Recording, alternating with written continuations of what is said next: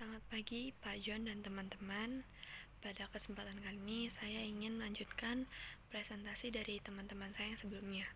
Dan saya ingin membahas mengenai dimensi sistem informasi. Dimensi sistem informasi itu merupakan bidang sistem informasi manajemen yang mencoba untuk mencapai literasi sistem informasi ini yang lebih luas.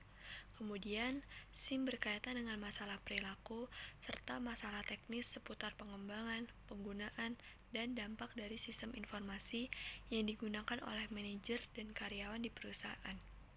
Dimensi sistem informasi ini dibagi menjadi 3. Yang pertama ada organisasi, kedua ada manajemen, ketiga ada teknologi informasi. Yang pertama itu organisasi. Sistem organisasi merupakan bagian integral dari organisasi. Contohnya itu perusahaan pelopor kredit. Elemen-elemen yang ada dalam perusahaan tersebut adalah orang-orangnya, struktur, proses bisnis, politik, dan budaya. Kemudian organisasi memiliki struktur yang terdiri dari berbagai tingkat dan spesialisasi. Nah, tingkatan atas dari hierarki terdiri dari karyawan manajerial, profesional, dan teknis, dan sedangkan tingkatan yang lebih rendah terdiri dari personil operasional.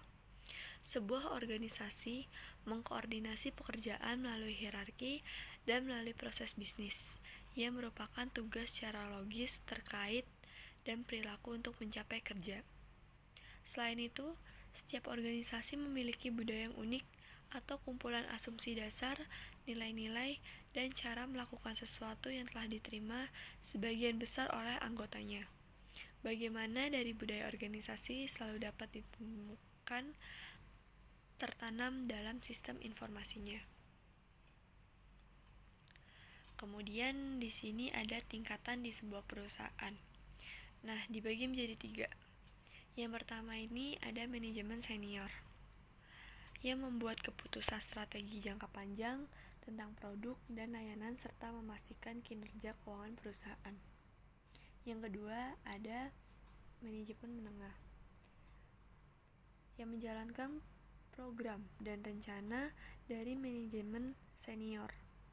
Kemudian yang 3 ada manajemen operasional yang bertanggung jawab untuk memantau aktivitas sehari-hari bisnis.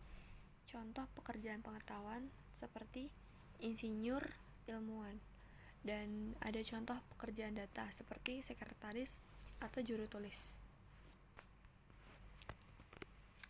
Kemudian yang kedua ada manajemen.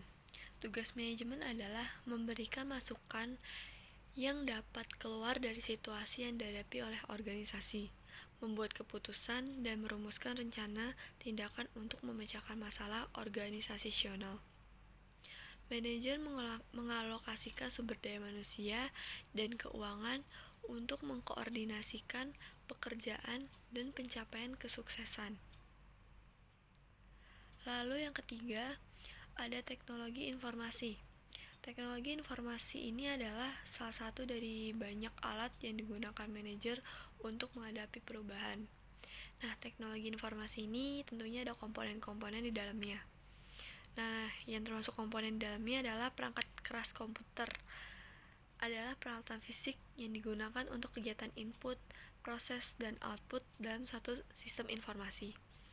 Kemudian perangkat lunak komputer yang terdiri dari petunjuk rinci yang terprogram yang mengontrol dan mengkoordinasikan komponen perangkat keras komputer dalam sistem informasi.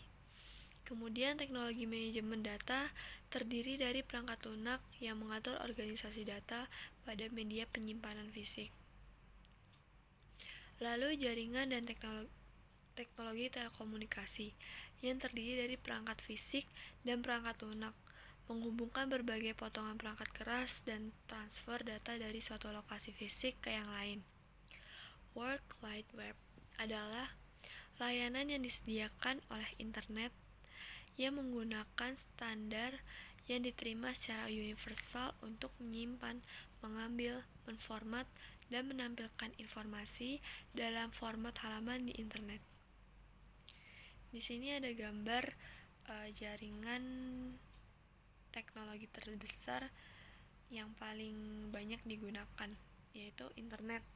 atau Wi-Fi, internet global yang merupakan jaringan dari jaringan yang menggunakan standar universal untuk menghubungkan jaringan yang berbeda. Kemudian gambar yang di sebelah kanan ini ada UPS, dan UPS ini berinvestasi besar dalam teknologi sistem informasi untuk membuat bisnis yang lebih efisien dan berorientasi pada pelanggan. Nah, produk utama dari UPS ini adalah pelayanan paket. Jadi manajemen UPS ini bertanggung jawab untuk monitoring tingkat layanan dan biaya yang unggul.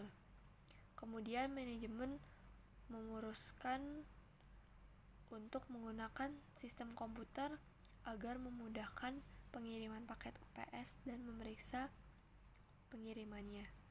Sekian presentasi dari saya, terima kasih.